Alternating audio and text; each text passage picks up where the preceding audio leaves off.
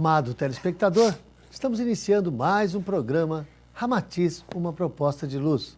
Felizes, contentes, muito satisfeitos por poder dividir com você, meu querido telespectador, os ensinamentos maravilhosos que esse grande amigo espiritual, que é Ramatiz, tem nos trazido nos últimos 50 anos, através de livros, através de seminários, através de mensagens psicografadas, mensagens psicofônicas, né?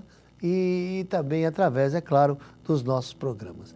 Quem sabe hoje, né, nós nos fortalecemos mais um pouco com a ajuda de Ramatiz, Navarana, Abel Monsenhor, Bezerra de Menezes, Asta Sheran, essa equipe maravilhosa que nos dá o apoio para que possamos chegar até você, meu querido telespectador, com uma mensagem de alegria, de esperança e de confiança, de que esse Pai é maravilhoso e nunca nos desampara.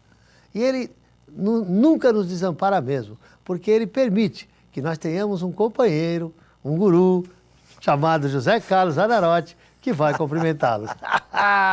Gostou dessa? O que eu faço de você? Mil perdões, você não vai falar? Mil perdões. Amigo telespectadores, sempre é gratificante estar junto com você. Nessas oportunidades, nós levamos até você aquilo que Ramatiz nos orientou, a estrutura que Ramatiz nos deu na nossa vida. Através dos seus livros, nos dá realmente uma conduta para nós melhorarmos o nosso interior. E hoje, mais uma vez, temos essa oportunidade, a felicidade de estar junto com você. É verdade, né, Zanarotti? Mas você não fica bravo, não. Amigo telespectador, eu não sei se mil perdões. Gente, olha, isso aqui, essa brincadeira nossa, essa risada do Zanarotti já virou marca, né? Padrão. Eu encontro as pessoas, às vezes, nas ruas, nas palestras, nos lugares que a gente vai. Eu penso assim, mas aquela risada do seu companheiro é muito gostosa.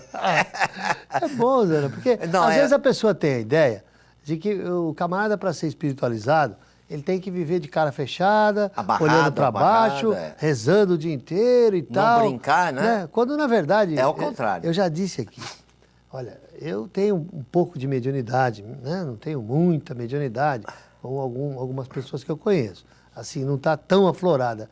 Mas eu percebo em todos os momentos, tanto o Ramatiz como o Navarana, e até o Abel Monsenhor, que é mais sargentão, eles são muito brincalhões, eles são muito espirituosos, eles são, assim, disciplinados, amorosos, são até rígidos quando há necessidade, mas sempre muito brincalhões. Inclusive, eu até acho que já comentei aqui no programa, o Navarana, todas as vezes que ele tem que me dar uma bronca, alguma coisa, uma orientação, ele sempre vem com bom humor, sempre.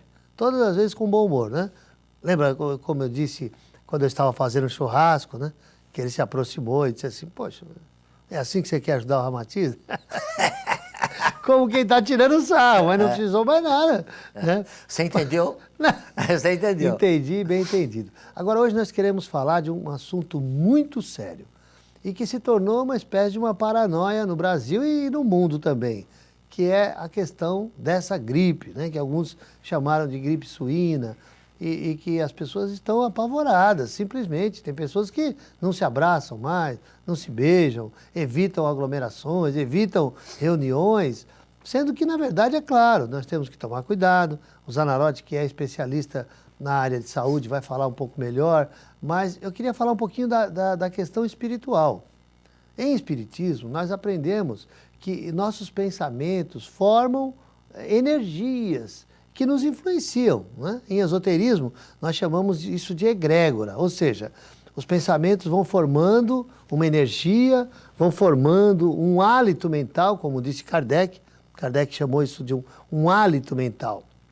E essa energia acaba nos envolvendo e é interessante que acaba havendo como se fosse um moto contínuo. Ou seja, nós fortalecemos essa nuvem de energia e a nuvem fortalece em nós aquela ideia. Aí a gente pensa mais naquilo, dá mais energia para a egrégora. Você alimenta. A egrégora alimenta você. E as pessoas ficam sem saída. Quando, na verdade, olha, Nós somos espíritos imortais.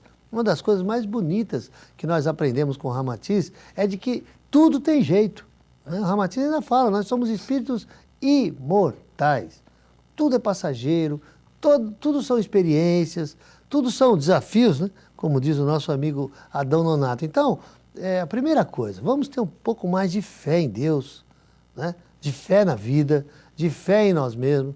Vamos evitar aquilo que nós chamamos de monoideia ou fixação mental. Só pensar nisso, pensar nisso, pensar nisso, porque também existe a questão kármica, né? Na verdade, não é todo mundo que pega a gripe suína.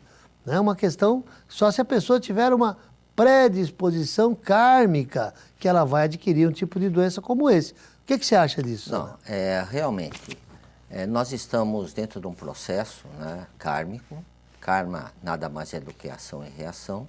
O karma nem é negativo nem é positivo, depende como a sua conduta. Né? Pode ser um ou outro. Ou pode ser um ou outro. Por isso porque a ideia é que é assim, me perdoe. A ideia é falar que o karma é negativo. O pessoal já pensa que é negativo. Não, muito pelo contrário. Tem o karma positivo também. Está positivo. Então, por isso que eu falei, é neutro, né? Sim. É positivo ou negativo depende da conduta. O nosso procedimento do dia a dia, o que nós jogamos para o plano astral, para o plano mental, o lixo devido aos nossos problemas emocionais, a nossa ira, a nossa falta de fé, essa confusão toda, né? Isso forma uma grande nuvem preta, uma egrégora. E essa egrégora é passível a ter uma série de distúrbios. Começa no plano mental, depois vai descendo até o plano físico. Começando, nós temos uma matéria muito boa em respeito a você, amigo telespectador, e a diferença do nosso programa, porque nós tratamos assuntos do dia a dia. Nós tivemos um grande espiritualista do passado, chamado Paracelso. O nome dele não dá para soletrar, né? Bombastus von Hamburg, mais conhecido como Paracelso. Ele já dizia naquele tempo as causas ocultas das enfermidades. Então ele mostra que todas as enfermidades já em 1600, eu não sei quando nasceu Paracelso, mas parece que foi 1300, não importa o tempo. Então ele já falava que o homem teria que ter uma disciplina mental. Se nós analisarmos, pegando aqui a Folha Espírita, desse mês, que diz o seguinte: gripe suína, sem pânico e com disciplina mental.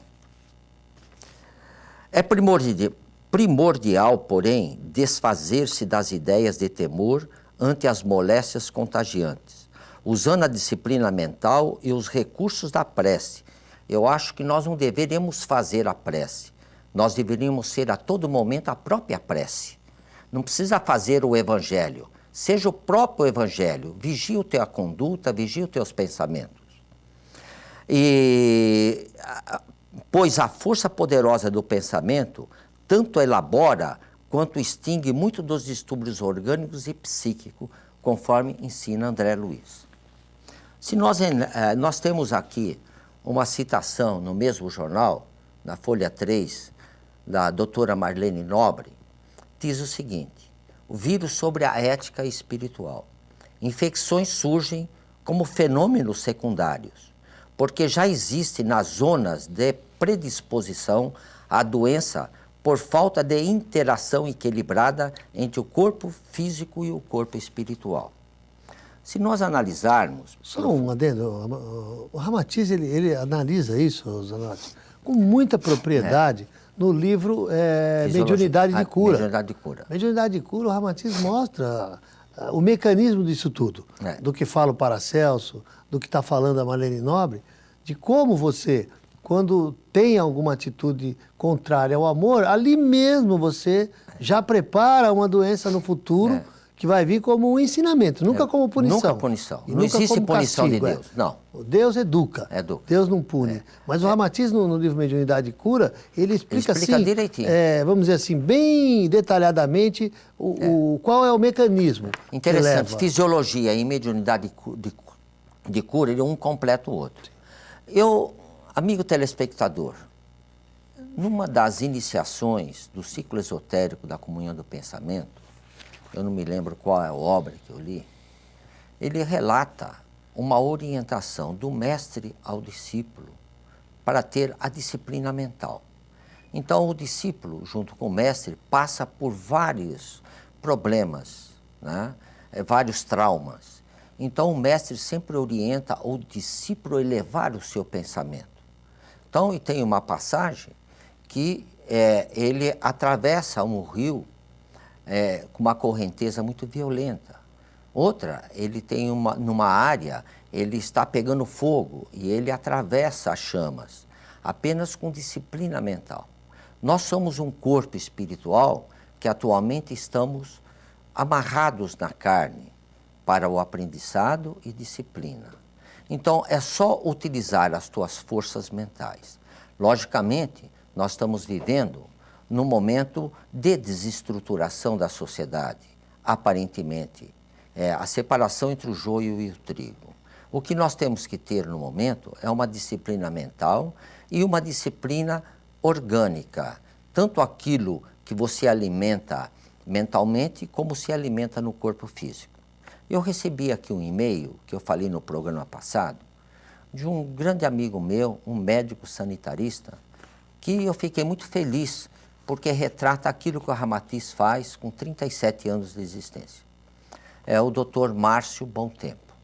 O Márcio Bontempo, ele me encantou de um livro que ele lançou, infelizmente está esgotado, que ele diz o seguinte, receitas para ficar doente. É uma maneira de sarro, né, que você consegue as doenças através dos desequilíbrios mentais e a alimentação desestruturada. Então, aqui o Dr. Márcio Bontempo, né, ele diz o seguinte, que ele não está querendo ir contra a medicina, contra as vacinas, contra o próprio ministério, toda a estruturação que foi montada para combater esta gripe. Mas tem um fator primordial que não está sendo veiculado, né? Esse fator, eu vou ler o texto do Dr. Márcio Bontempo. Para começar, é necessário saber o que enfraquece o nosso sistema imunológico. E isso não é divulgado ou sabido, interrogação, pelas autoridades sanitárias. Sabe-se cientificamente que todos os vírus se beneficiam e se desenvolvem mais facilmente em ambientes orgânicos ácidos. E, obviamente, quando o nosso sistema imunológico está enfraquecido. E o que faz com que o nosso ambiente sanguíneo fique mais ácido e diminui a sua força das nossas defesas são os alimentos industrializados, que tendem a criar e manter um ambiente sanguíneo ácido. Quais são? O açúcar branco. Eu vou ler isso é muito importante nós tomarmos conhecimento. O que é o açúcar branco? Que nós abusamos demais. Ele produz ácido carbônico em quantidade proporcional à quantidade ingerida, seja ele puro ou presente em doces, refrigerantes, bolos, etc. O uso regular de grandes quantidades de açúcar branco produz perda de cálcio e magnésio e muito micro e minerais que é necessário o equilíbrio orgânico, o que afeta sobremaneira, de modo crônico e constante, o nosso sistema imunológico. Ele deve ser substituído por qual? Tem o mascavo, tem o melado, tem o demerara e tem o mel, tem a estévia como adoçante natural. As carnes, todas as carnes e os embutidos de carne produz diversos ácidos e reações ácidas, como ácido oxálico, ácido úrico, além de toxinas redutoras da imunidade como a cadaverina, putrescina, indol, escatol, fenol, etc. Como